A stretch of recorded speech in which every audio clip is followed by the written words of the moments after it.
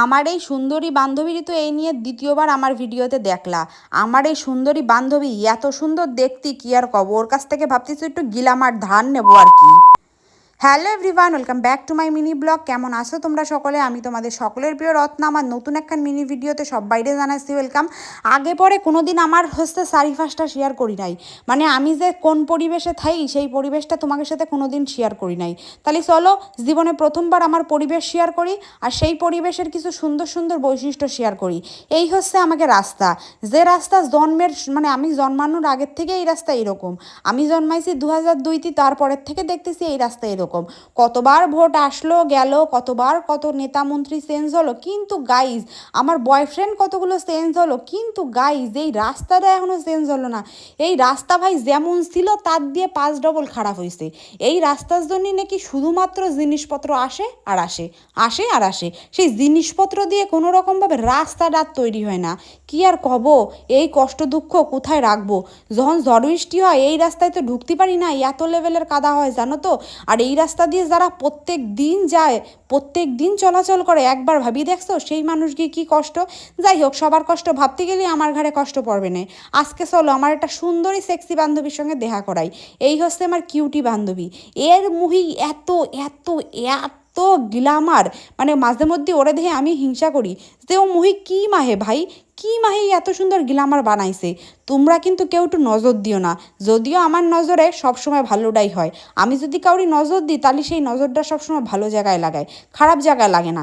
যাই হোক, আজকে আমার বান্ধবী আমাকে বাড়ির এইখানটা এসে ঘুরতে, তাই ভাবলাম চলো আজকে পুরো জায়গাটা ঘুরে দেখাবো কি। কিন্তু বিশ্বাস করো, ওরে আমার পাড়া ঘোরাতে যাই যে আমি এরম বদনামে পড়বো কোনো দিন ভাবতে পারি নাই।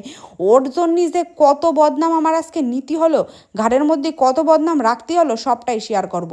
এই যে যে বাগানটা, এই বাগানটা দিয়েই আজকে আমরা 7 সমুদ্র 13 নদী পার করব।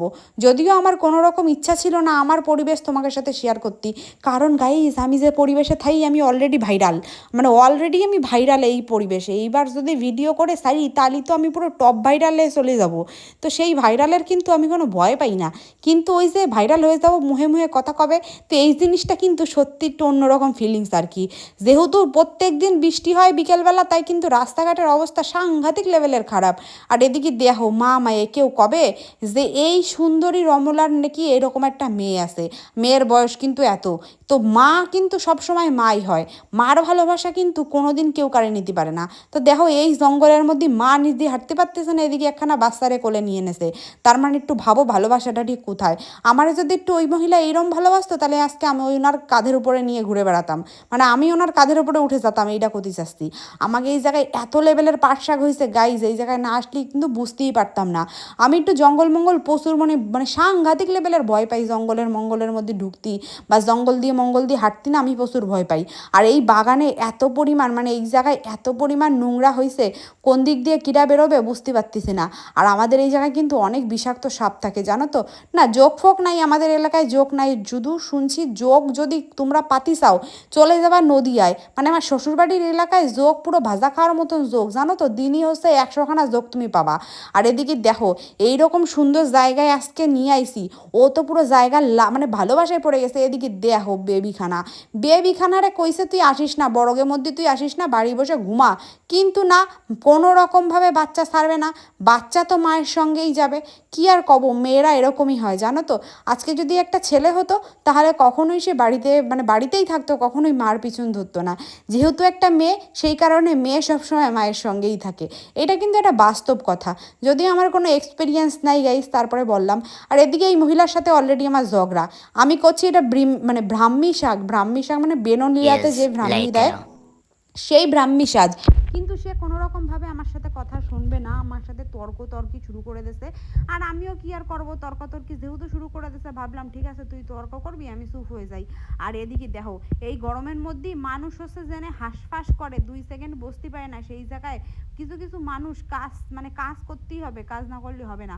তো ঠাকুমা আমার কাছে আমার একটু সাহায্য করে দিতি, তারপরে দিলাম একটু সাহায্য করে, তারপরে তোমাদের সাথে আমাকে পরিবেশটা শেয়ার করতেছি। দেখো এখন যেহেতু বর্ষাকাল, তাই এখন কিন্তু কেউ কিছু লাগাবে না জমিতে। কারণ বর্ষাকালে যাই লাগাবে সব কিন্তু পুরো তলায় যাবে। আর আমি যে মাঠে রয়েছি এই মাঠে বেশি না, মাত্র আর 2 মাসের মধ্যে, 2 মাসও লাগবে না গাইজ, আর 1.5 মাসের মধ্যেই আমার কোমর সমান জল হবে এই জায়গাটায়। আর এর মধ্যে কিন্তু আমরা আশপাশের দিক কী লেভেলের নাটক করছি সে আর কি কব। আমি কানেতে ফুলটা গুঁজেছি, সেই ফুলটা কি কেউ দেখে বুঝতে পারতেছো কী ফুল? আমি জানি তোমরা বুঝতে পারতেছো না। আর এদিকে এই কিউটিরই দেখো, ও যদি কোনো ভিডিও করে ওরে দেখে যে আমার কী লেভেলের ভালো লাগে, ভালোবাসা জন্মায় কি আর কব, সে আর বলে বোঝানির মতন না। ভাবছিলাম আজকে একটু বেশি সময় এখানটা স্পেন্ড করব, ওরে আমার বাড়িটা ঘোরাতে নেবো, কিন্তু না, এদিকে সংসারে ঝামেলা শুরু করে দিয়েছে এই মহিলা।